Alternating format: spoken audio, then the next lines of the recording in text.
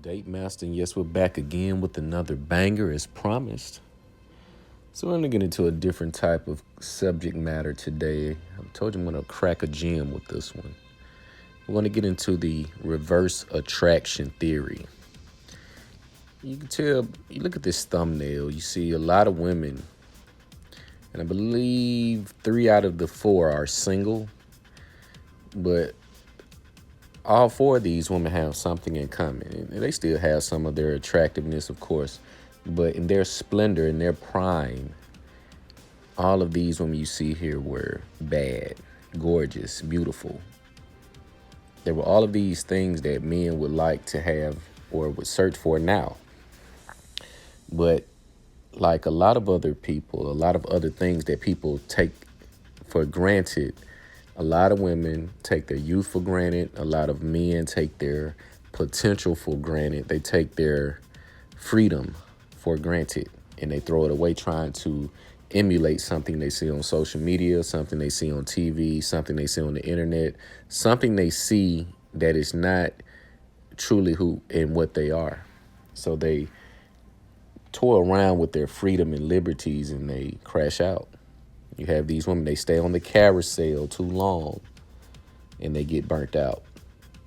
So what I want to point out with the reverse attraction theory here is this is going to give you that understanding of how women have accumulated such a narcissistic attitude.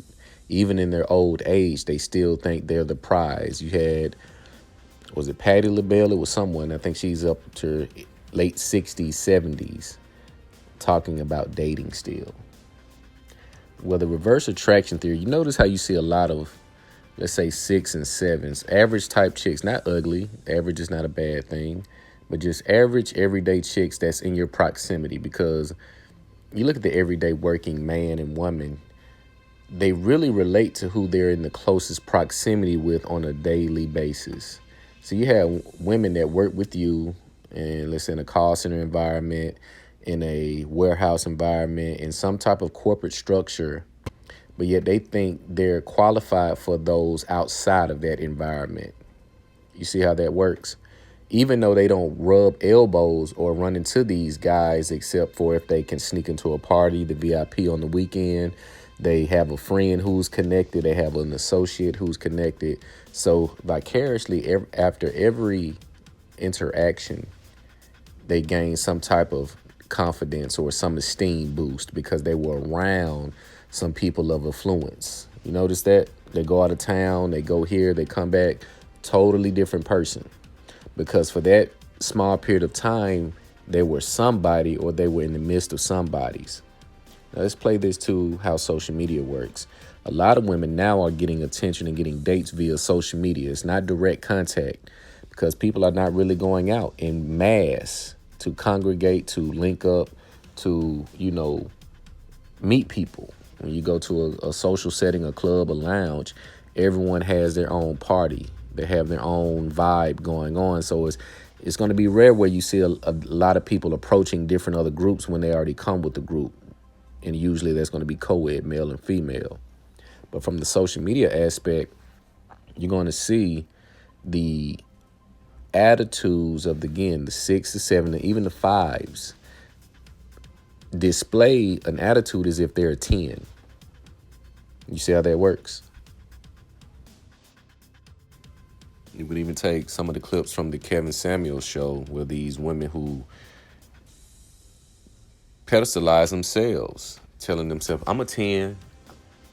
You can think that I feel like this, but again, you don't have the outcomes. You just have some of the attention, and the attention is coming from the bottom feeder, which is going to break down this theory in totality. When you see, it's like you going shopping. Most people bargain shop. A pack of chicken can be $6.86. If they see, and it's, let's say if you're a single person, you got the three chicken breasts, it may be off by a few ounces. They'll put the $6.86 chicken for a $6.20 or a $5.76.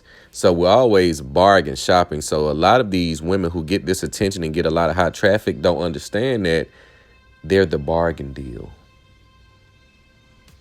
They don't understand that they're the bargain deal. This is why they have such an attitude or such a high level of narcissism, because they're getting attention thinking that they're the shit, not knowing they're just the easiest target to hit. They're the low-hanging fruit. The low-hanging fruit gets picked over and messed over first. The succulent ripe fruit is at the top. It's the most hardest. It's the most difficult to get to, which is why it gets its value. You see some of these certain cuts of beef, the Wagyu and all of this. A lot of people don't eat that. Some people may try it, but they don't eat it on a daily, if that makes sense. So you have this woman who has gotten this attention from being a low-hanging fruit, but in her mind, she's digested it as she's a commodity. She digested it as if she's the shit. When in reality, you're just the easiest and the most available thing. If you notice, again, this is old news. Why you don't see any Ferrari, Lamborghini, Bentley commercials? Why don't you see them? Yet they're sold out. I think the Lamborghini sold out into next year. Is one of Bugatti is one of. They're sold out into next year, and you haven't seen one advertisement or commercial on TV for it. Because those who run in that circle get that advertisement personally. They get proposition, hey, we got the new Lambos. They get an email because they're on a certain list. They're in a certain network. Hey, my guy got a new shipment of Lambos coming in. You won't see this publicized. But the low-hanging fruit, the Hyundai, the Kia, you're going to see those commercials at least 9 times a day because they're the more affordable car. They're the most accessible vehicle to get. So you have these women that get older and age out thinking that there's still a chance. You notice how they never come to grips with reality until it's too late. And then you see them crack down, or they go into this crazy spat, or they latch on to the first man they can and they destroy him. So what I learned about this life, a lot of people like to cut corners. They think they can cheat it. They think they can find a loophole. Some can, but there's a laundry list of problems that come with those who cheated. It's just like steroids. It looks good. You're going to get the mass. You're going to get the cuts. You're going to get the vascular look. But let's wait 5 to 10 years from now, when your heart starts to fail, when your body starts to shut down, and all of that glory no longer matters. See, I'm a proponent of taking the steps versus the elevator. A lot of women are looking for a lifestyle. That's why they're trying to grandiose, or they're trying to sensationalize their beauty, which is not even exclusive. It's regular. It's mediocre. It's everyday. They wake up, they go work a job they hate. That is not the life of a bad chick. That is not the life of a truly beautiful woman. She's not working a job she hates. Now, you do have some women that are truly beautiful who just have been misguided or have been dealt a bad hand, and they had to get it how they live. They didn't put themselves in a position to be saved, or they had so much trauma that they rejected being saved by a man who could truly save them. You have women who sabotage great situations all of the time because they run off of fear and lack, not abundance, not prosperity, not triumph, and not positivity. They look for the negative things because who they surrounded themselves with, what they chose to do and believe and buy into as far as ideology, and their daily habits. A lot of the habits you do is going to fuel other habits. You have a bad drinking problem. In a lot of cases, you're going to have a bad eating problem. You have a bad spending habit, a bad shopping problem. In a lot of cases, you're going to have a bad dating life, because most people date how they consume. They look for the next best thing. They're not content. They're never content. They're never happy with what they have. They're always looking for what they can get next.